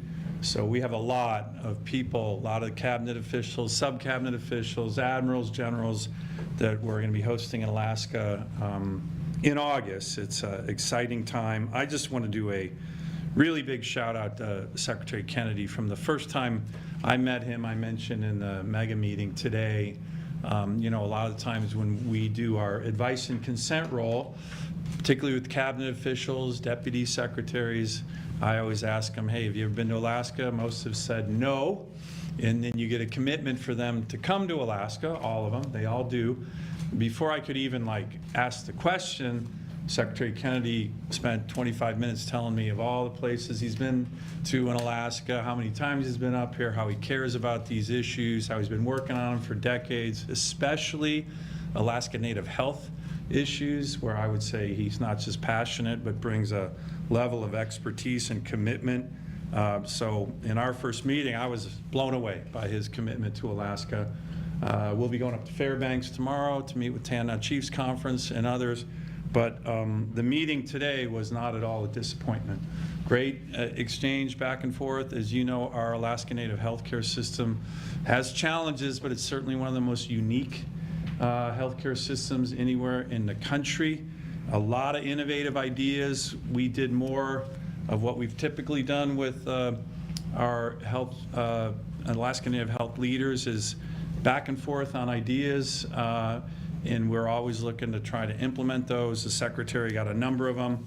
Very quickly, just on the budget reconciliation bill, the one big beautiful bill, we talked a lot about that and the implementation of that. As some of you know, I'm certainly someone who sees this as a really, really important bill for our state across a whole sector of areas: resource development, aviation safety, the Coast Guard, the military, small businesses, taxes, regulations.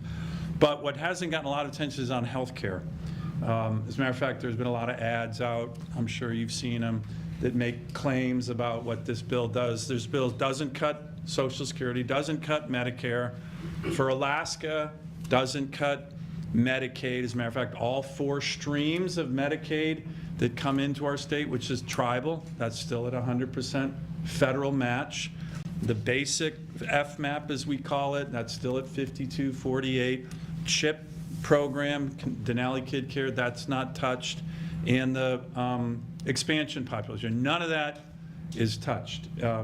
So that's a fact. And we talked a little bit about that, despite what people are seeing on TV. But what we did talk about, and hopefully you have questions for the Secretary and us on, is something that's a real opportunity for Alaska, and that is the $50 billion Rural Transformation Fund that relates to hospitals, relates to health care for our state. We, I think, are going to benefit very significantly over the next 5 years in terms of our state for that fund. And I think the Secretary sent out a good message, which is we need to be coordinating with him, with the governor, with the legislature, with the delegation on that opportunity, and it is a big, big opportunity for our state. So with that, Mr. Secretary, turn it over to you. Welcome again to Alaska, and to our hosts again, thank you very, very much. This was a really good meeting today. Thank you very much, Senator Sullivan and Senator Murkowski. It's a joy for me to be here back here in Alaska. I've come here many, many times, more than I can count. I visited most areas of the state, from the Brooks Range down to southeast Alaska. I'm going to get to go fishing in the Kenai. I told Senator Sullivan when he made me make my commitment, which was not a hard sell, to come back to Alaska, that I wanted to do it during sockeye season. We want them here at 40 below in the winter, though, too. but I'm really, really happy to be here, and I was impressed and gratified. These 2 senators, more than any other of the senators, expressed a deep concern and a deep knowledge, encyclopedic knowledge, about the challenges of to tribal health. We just had a really, I think, extraordinary meeting with the Alaska Native Tribal Health Board, with the mega meeting, and we had a wonderful exchange with them, and you know, I'm committed to being the best HHS secretary for the tribes that has ever happened since my agency is created. And we want to work with the tribes. We want to recognize and support their sovereignty.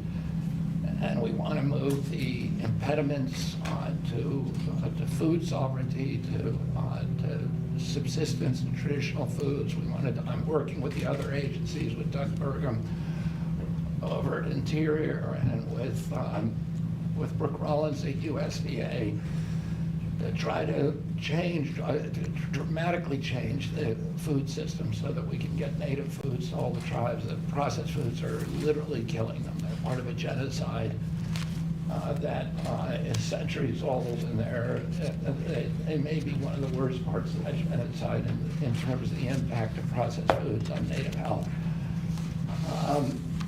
And I want to add something to, put a little flesh on the subject that Senator Sullivan raised, which is that I know that you've been inundated up here by advertisements saying that there's cuts to Medicaid and Medicare. That is not true. The cuts that are happening are to eliminate waste, fraud, and abuse. That is part of the work requirements, which are the same requirements that President Clinton put in and that the Democrats have supported for generations. And then to eliminate the fraud, there's 2 million people, 1 million people on Medicaid who are collecting both Medicaid and Obamacare, and that's illegal. There are 1 million people who are collecting Medicaid in 2 different states, and then there are 2 million illegal aliens on Medicaid, and it's illegal for us to make those payments. And we're using AI and we're using innovation to identify waste, fraud, and abuse and eliminate it. And that's the only cuts that we're going to see. The Rural Transformation Program that I want to thank President Trump for putting that in the big, beautiful bill. It is a template for his commitment to improve rural health care, which is a concern here in Alaska, probably more than any other state. More challenges in this state. And traditionally, Medicaid spends about 7% of its budget on rural hospitals. And it's about $20 billion a year. And the big, beautiful bill puts $50 billion over 5 years.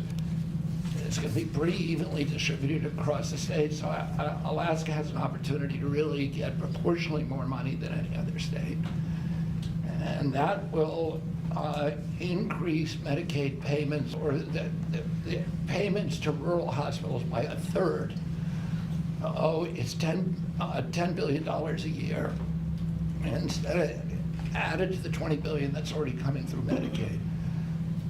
It is going to dramatically increase the flow of dollars into rural areas. And so instead of cutting the flow of federal dollars to rural hospitals, we're actually increasing them by 1/3. And that's something that a lot of Americans don't understand yet, but it's going to happen very, very quickly. The state needs to make its application in September, and the most innovative applications are going to get slightly more money than less innovative ones. However, urge Senator Sullivan and Senator Murkowski to talk to the governor about making sure that he puts in a high-quality application, and I'm looking forward to coming back and seeing some of the impacts of that funding increase.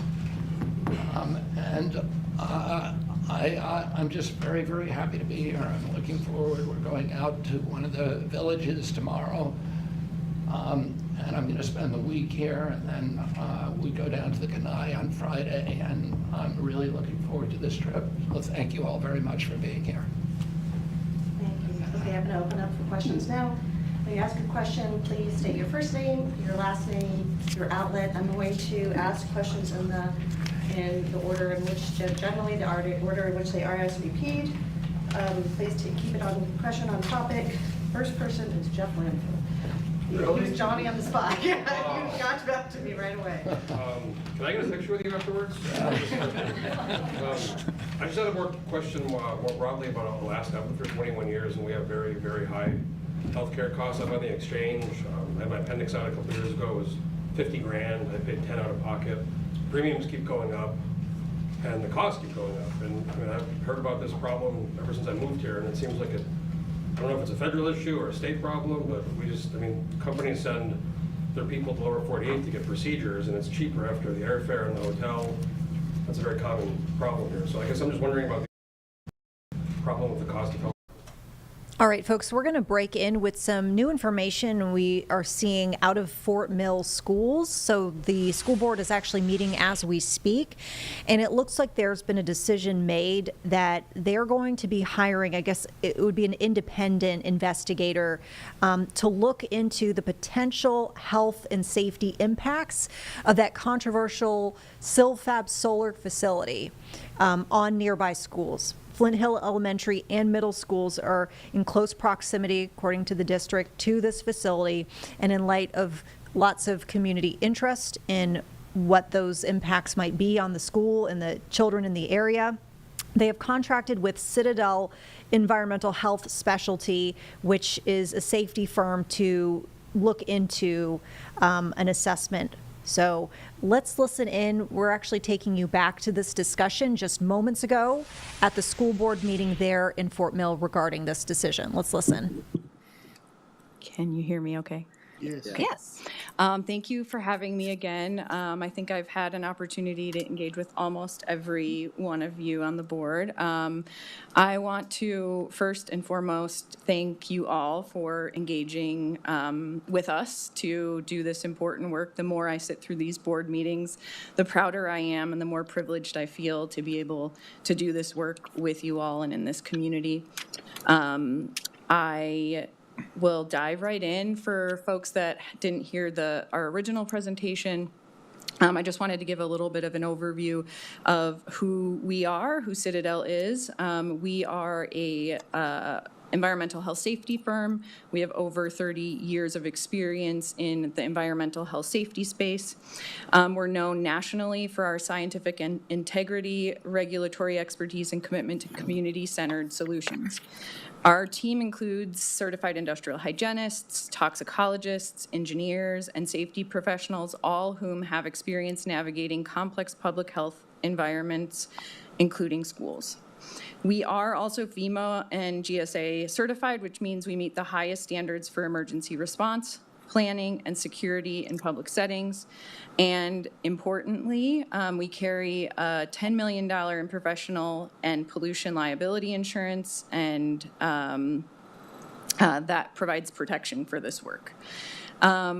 Our work often takes place in scenarios similar to this, where schools, communities, and industry exist side by side. These are often, as we are all feeling, high interest, high security settings where concerns and public health, environmental risk, and transparency intersect. We help communities navigate these situations through objective analysis, honest communication, and practical science-based solutions. Our role is not just to be technical, it's also about building trust and helping communities move forward with clarity and confidence. Ooh, I'm not moving my slides. Sorry, guys. Here we go. All right, so why are we here?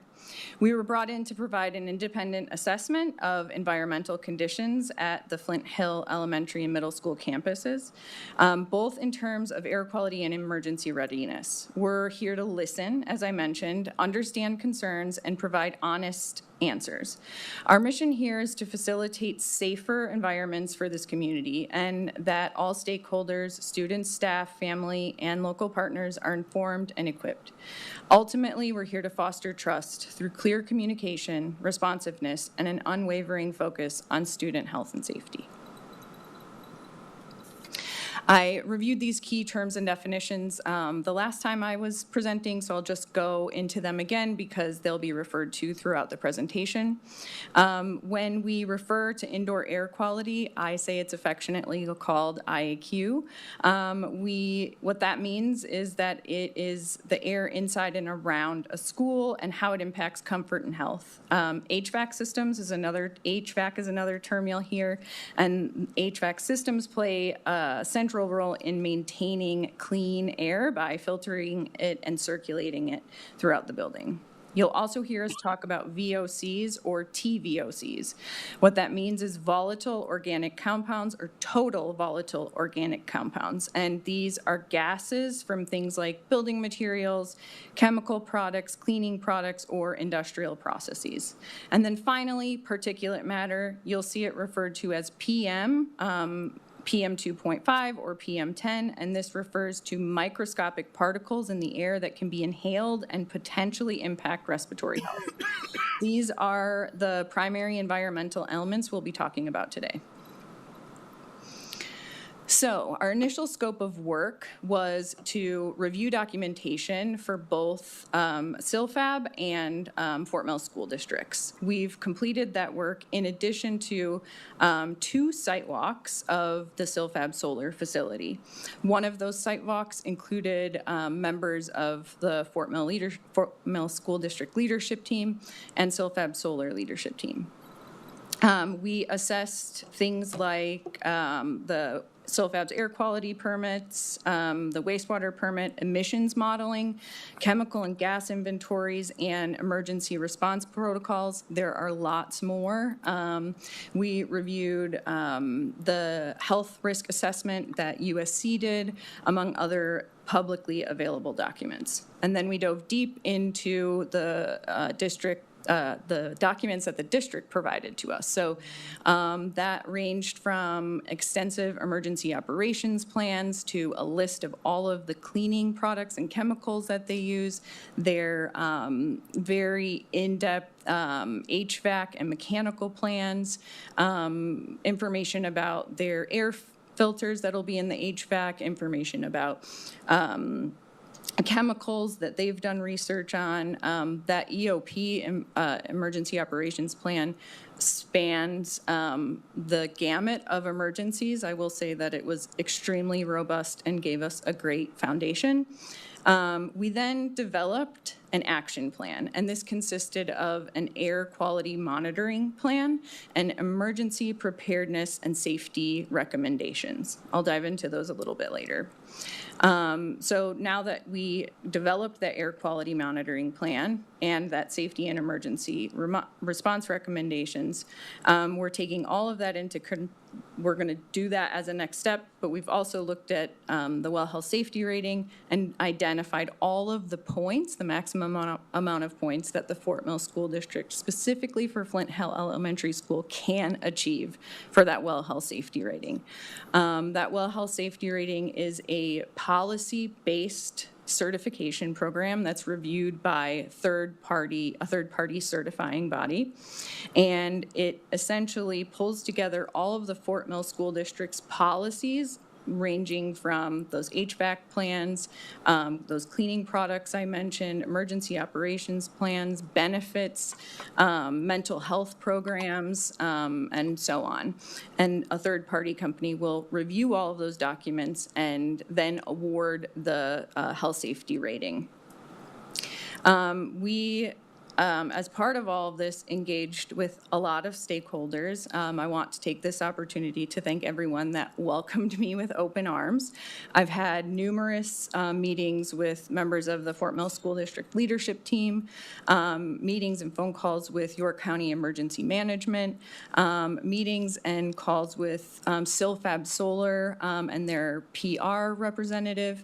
And I think more importantly, I had a tremendous opportunity to hear from about 20 members, 20 parents and family members from Fort Mill. I answered a multitude of questions that were presented to me, and I just feel very privileged to have been welcomed by them and to hear their concerns because they are valid. So now let's move on to how we're going to implement this plan. So the forthcoming scope is essentially scheduled air quality testing for in the building and outside of the building. And right now, this is for Flint Hill Elementary School.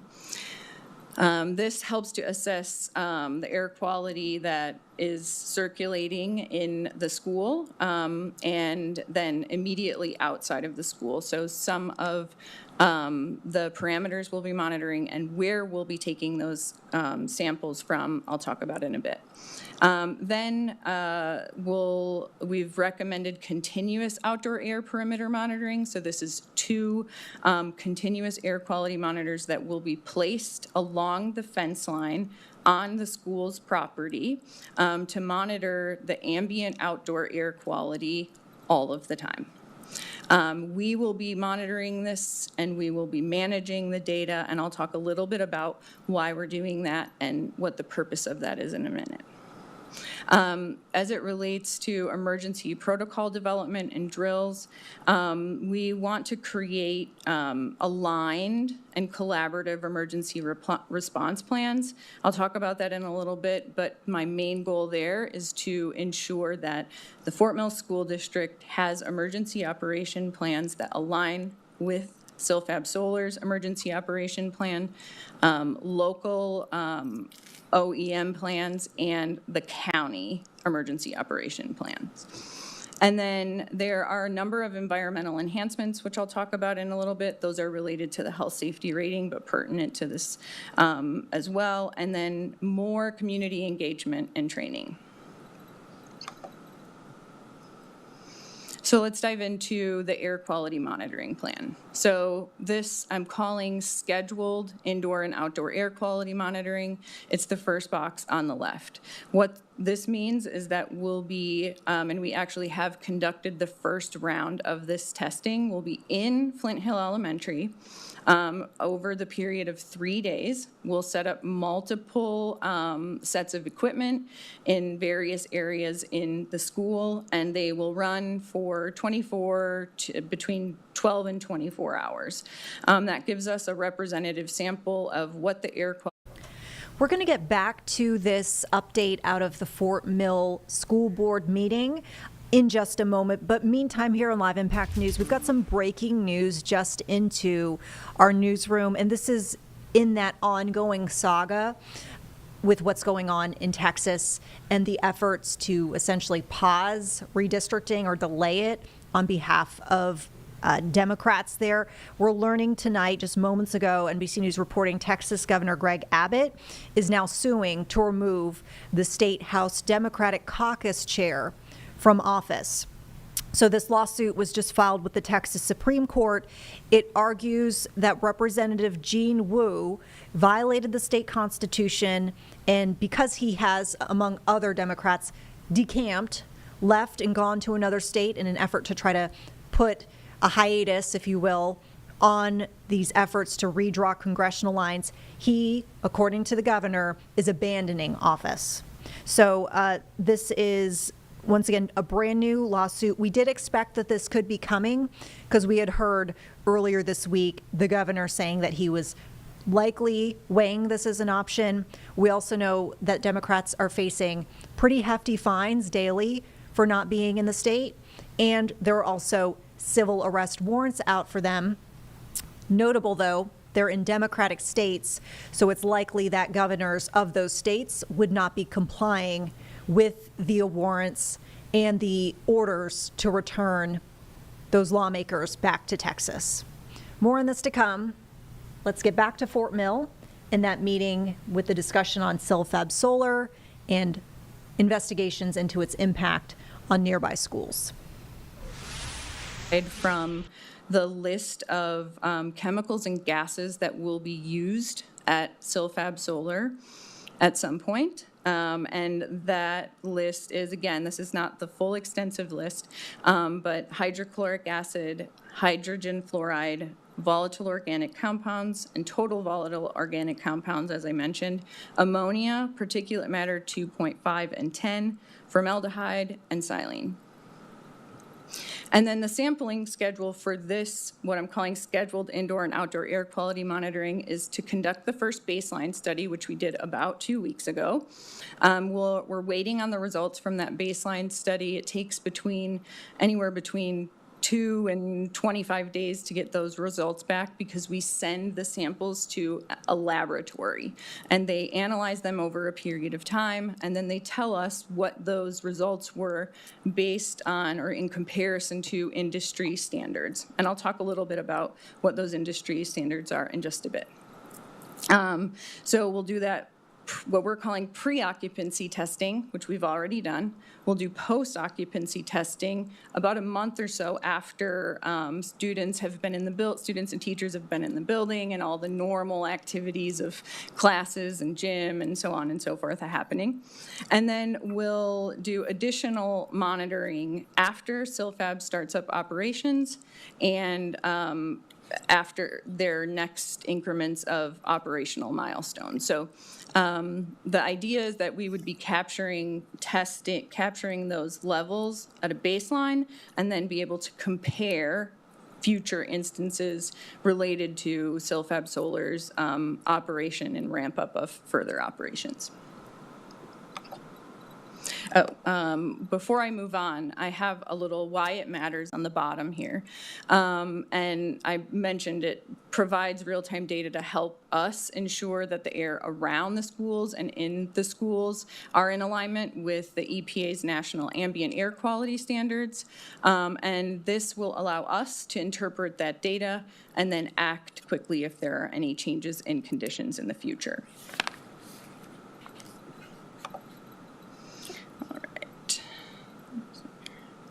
Sorry, I'm a little off here. Other one, clicker's opposite. Sorry. Thanks, Joe. There you go. All right, so I've pretty much covered this. This is essentially talking about the schedule for the testing. I've also included a note here about why we would do it for every instance. So for the baseline testing, it's to understand the initial air quality in the brand new building. And then the second round of testing is to assess quality while air quality while classrooms are full and the building is in regular use. And then testing after SilFab Solar begins operations is to determine if there's any external industrial activity that may impact air quality around the schools and in the school. And then the ongoing testing would be every 3 months or after SilFab operations ramp up, and that is to monitor any changes in that air quality. So we'll have the goal is over time to have a very robust database of air quality testing results for us to be able to paint a picture of what's happening with those results as the building operates as normal and as SilFab ramps up their operations. Continuous outdoor air quality monitoring. I mentioned we'll deploy those 2 outdoor air monitors, the same contaminants that I mentioned earlier, in addition to wind speed and wind direction. This is important for outdoor air quality testing because wind speed and humidity and things like that often have an impact on which way the particles flow. And so this is important. Those stations will be equipped with weather stations, and our team will be monitoring that data on a regular basis. And then the data from that testing will inform operational decisions and policies and practices for the school district. The goal is to enable proactive adjustments to the school's HVAC system and any emergency protocols or activities on site should there be any concerning air quality spikes in air quality that are not wanted or ideal. So this is the next piece. It's emergency operational protocol alignment. As I mentioned, I've met with York County EMS.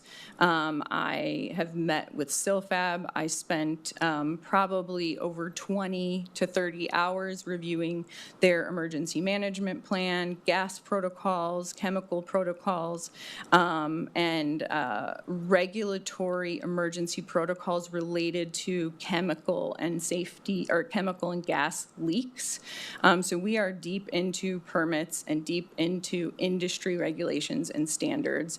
That's what this whole plan was based on.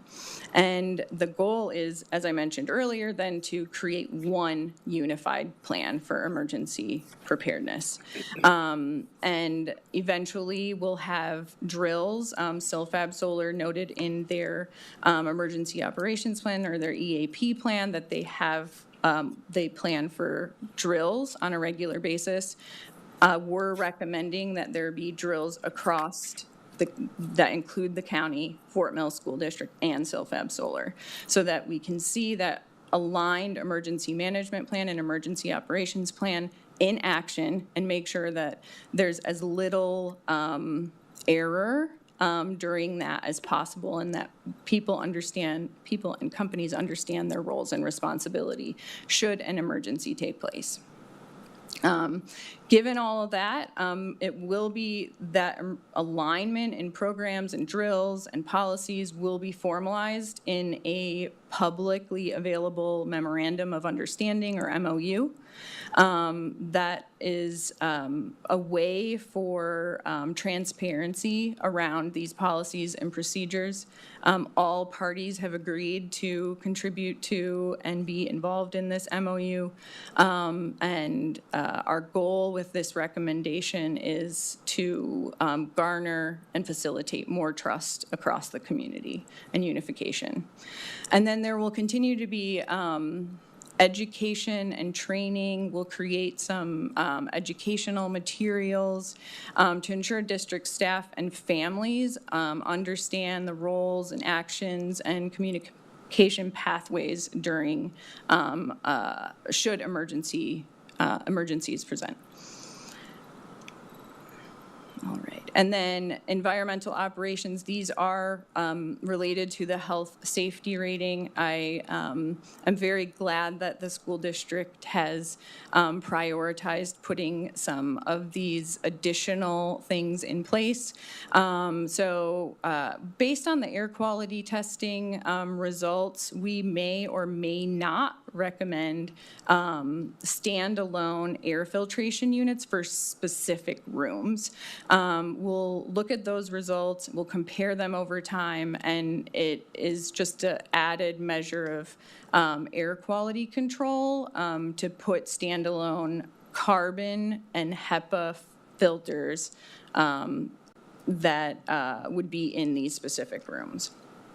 And then we'll be conducting water quality testing on an annual basis, so we'll do that during the post-occupancy visit that's coming up in a few weeks. And that is to ensure that the drinking water in the building is safe. I know that there was some concern from community members around wastewater treatment and how that could or could not, or how that may impact drinking water. And so we'll be testing that water to ensure that it meets rigorous requirements. And if it doesn't, we'll make recommendations for how to combat that or mitigate that. This is the developing comprehensive management plans for mold, moisture, and Legionella is one group of policies and procedures that many companies do not even include. And it is one of these policies that helps to prevent mold and moisture from growing in the building, but then also to ensure that the students aren't impacted by any mold and moisture that could grow in certain places. So we'll be developing mold and moisture Legionella management plans in collaboration with the school district's facilities and operations teams. And then one of the things that was mentioned in the letter from the pediatric, I can't remember the full name of it. Yeah, PEHS. Yes, thank you, was to conduct noise monitoring if exterior noise intrusion or sound from construction or development or industrial nearby were to be an issue, or if there were some complaints. And so we are prepared to conduct that testing should it become a problem. And Stakeholder engagement, I have talked about this at length. The school district has agreed to hosting more community events to discuss safety plans and to share air quality monitoring results and gather further feedback from all stakeholders. We'll develop family communication resources, as I mentioned, more staff training, and provide additional education to staff and families on all of the work that we're doing. As Joe mentioned, when he introduced me, all of this information will be publicly available on the district's Facebook page and on the website. And that's all to ensure transparent and inclusive communication, to build trust and ensure that staff and family members are prepared. Overall, our goal is to preserve health, to safeguard the well-being of every student, staff member, to build out those emergency preparedness plans, to foster more transparency and empower personnel. Thank you all. That was a lot of me talking, but I'm sure you all have questions. Can I take any? It's a lot of digestion.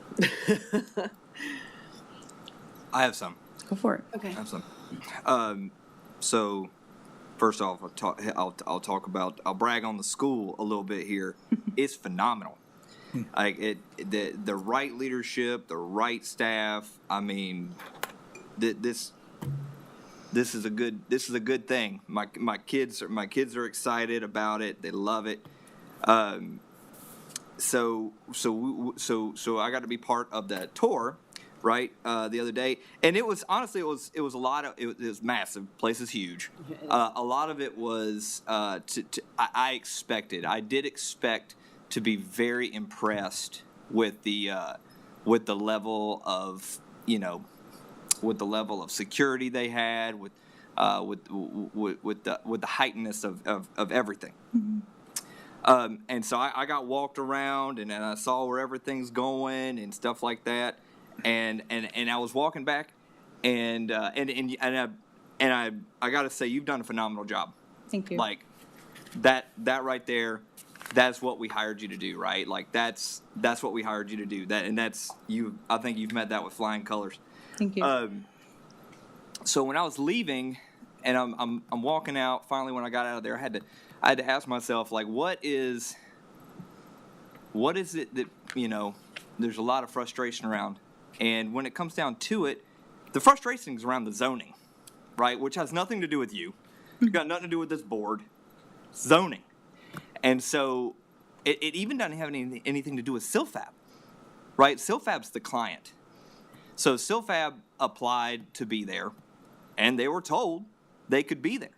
Mm-hmm. I almost look at it as like, so I'm a loan officer, and people entrust me with giving me, if I receive your info and if I say, hey, I need all these documents to make sure that this is good for you, it's my responsibility to make sure that that deal is good to go forward. So I think about someone buying a home, and they get to near the end, and then something comes up that totally prohibits that deal from, and it's a deal breaker. Mm-hmm. It's a deal breaker. It blows the whole thing up, right? Mm-hmm. And I have really done a disservice to my client at that point right there. And so I was walking out, and I said, Joe, I was like, I'm not a professional at this. This is not what I specialize in. But if I was given a survey walking out, not knowing anything, and if I was given two options, and if I was to see that one option was, do you feel like the facility you just walked around and toured is light industrial or it's heavy industrial, which one do you feel like it's going to be? I mean, all day long, I'm going to check heavy industrial when I see it. But that was just my personal opinion. And so I said to myself, well, let me back that up a little bit. And so it didn't take very long for me to, I get the frustration, because it didn't take very long for me to look at the zoning code and see the qualifications for heavy or light. I mean, this isn't an Amazon distribution center, right? And when you get into the level of chemicals, you're nailing it. Everything that you're doing is perfect. But when I reconcile it to zoning code, this thing just does not add up to be light industrial. So it does make sense of the frustration that people see, and so it's a York County. It's a York County issue. It really is, and I truly hope they look at this. It's not Silfab's fault. They were given information that I feel just wasn't. I feel like York County let them down on this, but it's an impressive facility. I think they have done everything you can to hit all safety measures, but I don't think that's the issue at this point. I think is it allowed to be there? Mm-hmm. And based on just a simple search of York County zoning, mm-hmm. and you know that they're dealing in these quantities. I think that's the real thing you got to look at there. Mm-hmm. But you keep doing what you're doing there. But that was my takeaway. Thank you, Joe. Let me take that a step further. Again, not our place to decide light or heavy. To your point, you read what it says, and it was decided one way, it was decided another way. Light or heavy aside, I think the reason, though, that it's concerning to a lot of people is because of the concern of what's happening there. Whether it was classified incorrectly or correctly, the concern, I think, is what activities are happening in that location that could have an impact on our school. Right. Because to your point, we don't decide zoning. Right. And so I feel very good that we're taking a proactive approach in thinking through, given what is happening there, zoning aside, mm-hmm. what could go wrong? Mm-hmm. What should we be concerned about? And I think that's where the two-pronged approach of the ongoing air quality, water quality, are our kids drinking stuff that's okay? Are they breathing stuff that's okay? I think that's mm-hmm. obviously very important. And then the second prong being the accidents happen, right? What do we need to be prepared for? Mm-hmm. And so I think that's the piece that we'll still need more discussion Absolutely. And more visibility to, mm-hmm. and we don't share everything. Right. About evacuation plans mm-hmm. and on all of those things. So it's finding that balance of making sure that we've considered all the things that could go wrong mm-hmm. and what kind of response would be needed mm-hmm. under X, Y, and Z scenarios, and how much of that we make visible. But I feel good that you guys are working with the Silfab information mm-hmm. so that we know what to factor into those planning. Yeah, thank you for all of that. I appreciate it. I will also say that my first goal was to listen and to hear all the respective parties' perspectives and concerns and feedback, because there was a lot being said in a lot of silos. And so I think just hearing everyone and being a neutral third party, which is hard, especially when children are at stake, and I live in the community very close to the school and Silfab, but just hearing all of the concerns and then being able to bring the parties together, I think, is a monumental step for this community. And Joe, and others that were on that tour, I'm so glad that we were able to make that happen. One of the things that I mentioned a few times when we were on that tour, and I've mentioned in various conversations, is there is a very large gap of knowledge. You have, engineers at Silfab Solar that are modeling which way the air is going to flow on any given day. And they're modeling how much of the particulate is going to be filtered out every day, every minute. And they have these very sophisticated processes in place for, treating the air and treating the water, pre-treating the water, sending it back. And that is an extremely technical level of information. I don't pretend to know enough about physics or chemistry. I thought maybe I needed to go to space camp or algebra or geometry summer school, but they're deep into that all day, every day. And myself, as an environmental person, professional, I can only scratch the surface of what their engineers are able to model. And then, we have children that don't understand. There's a big gap there. There are, community members that have an understanding somewhere in the middle. Some of them may have an expertise closer to that, but Silfab.